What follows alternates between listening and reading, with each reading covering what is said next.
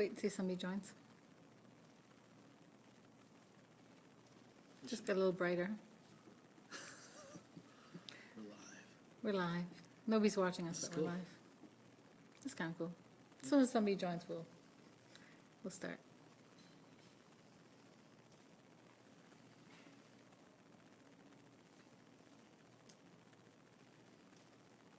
So your building, that's moving along, eh? The steps for the new building? Yeah.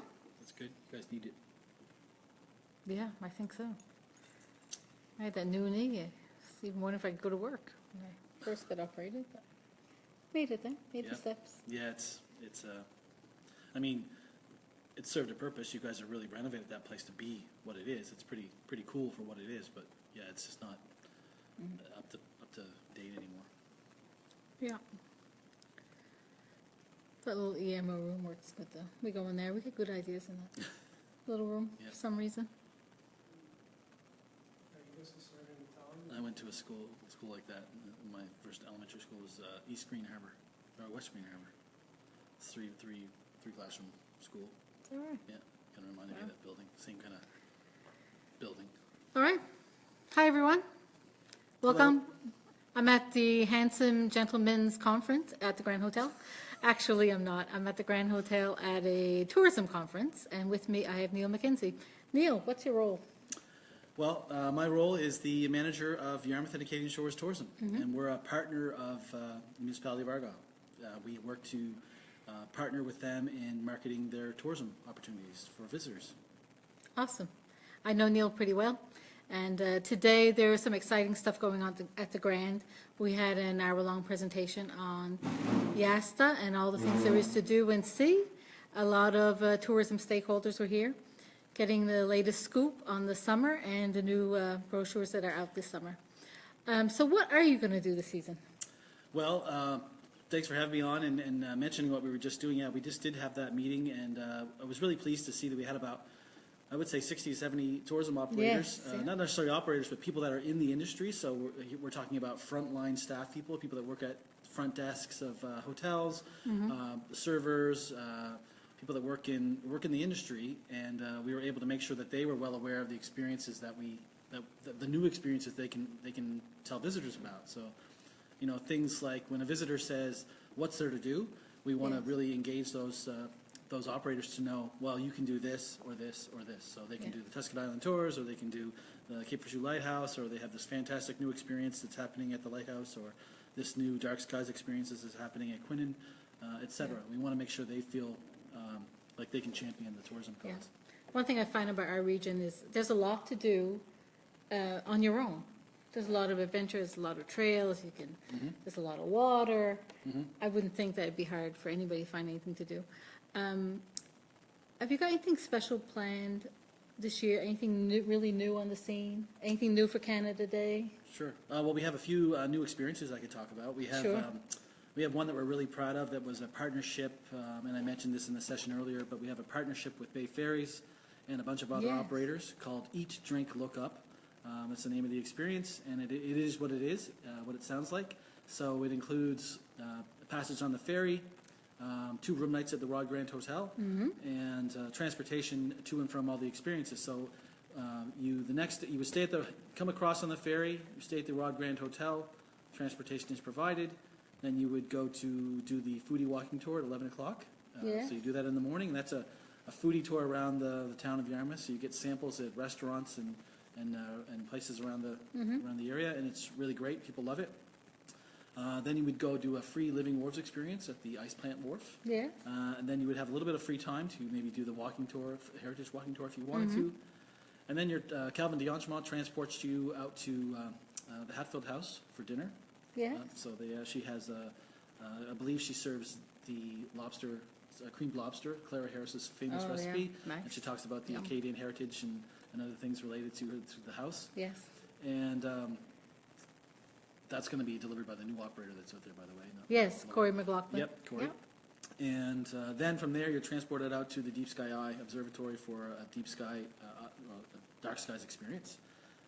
and then you transport it back to the hotel and then back on the ferry the next day. So that's a per package person. Sorry, that's a per package price, and visitors can do that. Wow. You don't have to partner that with a ferry passage as well. You can do that experience without being a ferry passenger as well. So Nice. that's a cool experience. And we That also is. have another one that's happening at the Lighthouse called Savor the Sea. That's every Wednesday night. That's a seaside lobster experience. That's right on the water there under a tent.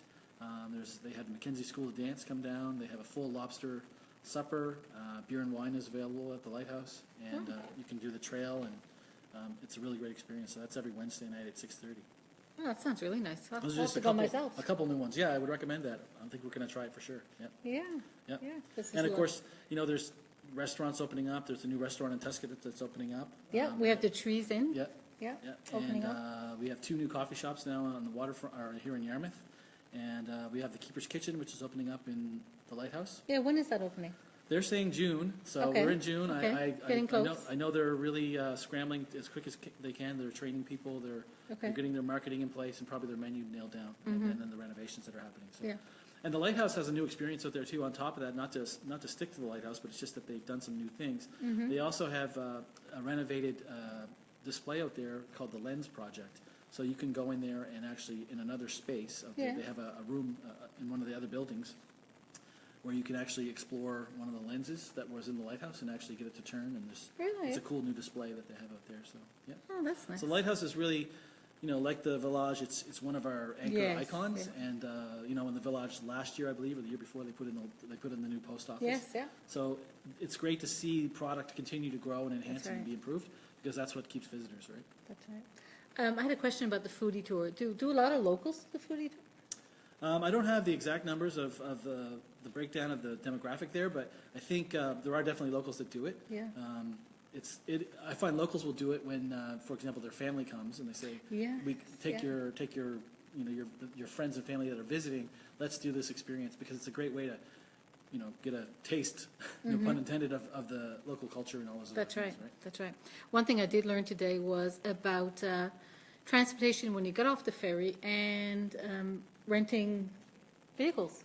Yes, so we have Enterprise Rent-A-Car is located right at the ferry, and they have an Yes. operator down there.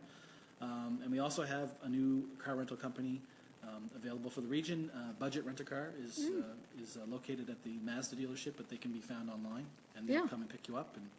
And so that's great, because that's one of the needs, and again, that's one of the demands that is being created because of the investment in tourism. Yes, There's yeah. more people now that are saying, okay, there's an Yeah. opportunity here. That's so right. let's People go. come on foot and they Right. can get it. They can And that get is a one of the questions that rent I'm asked. As you know, we have staff on the ship in our Yes, information yeah. center on the ship, and they track the conversations they have and what the visitors are looking for, Mm-hmm. where they're going, and we use that for marketing the next year. And one of the general questions that they're always asked is transportation. What Right. is there transportation when I get there? So, Yeah, and can I rent a car? Right. Well, one of the coolest cars I saw today was parked right outside here, the Summer Cruiser. Tell me about that. That Do you was a- drive the Summer That was Cruiser? a great segue, by the way. I have to compliment you on that one. I get to drive it occasionally, but mostly it's the summer staff that are doing it, because we have people hired that their job is to get out there in the community and be at events and attractions throughout the region and promote it and basically help sell it on social media. But it's a great Nice. partnership with Tuscaloosa Ford, and we've called it the Summer Escape. It's a Ford Escape, and Oh, yes, it's the yeah. Yarmouth and Acadian Shores Summer nice. Escape.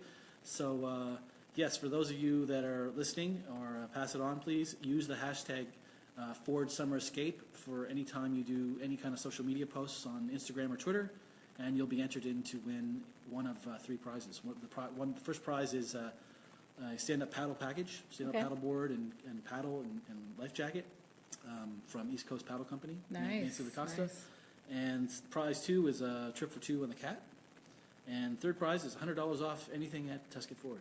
So Really? yeah. Wow, good So stuff. it's easy to enter. All you have to do is use the hashtag Ford Summer Escape. Okay. Take a picture of something related to Yarmouth and Acadian Shores. Yes.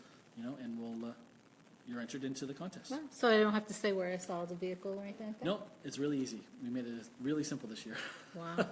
Yeah, hopefully. I'm enjoying myself. Yeah, you should definitely do it. Seems like it'd be a lot of fun driving that vehicle around. That's right. And our other hashtag, our main hashtag is Visit Yaz. Yes. So a lot of people are on social media. Obviously, if you're watching us, you're on social media. So what do you have for links to social media? Social media is really important nowadays. So you have... Yep, so we have Facebook. Yes. So just search for, I think it's facebook.com/Yarmouth and Acadian Shores.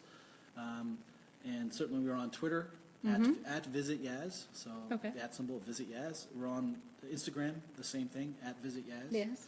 And we are on Pinterest as well. You're on Pinterest? Yep. Cool. That's probably our channel that has seen the least amount of growth lately. Or, Yes. we're really pushing on Instagram right now. Trying to grow that as much as possible. One of the stats that really supports that is we had an opportunity a couple weeks ago, maybe 2 or 3 weeks ago, to do some training with Google. And one of the things that they told us is that millennials check their phones 150 times a day. And that the biggest, and the content that they share the most is travel photography.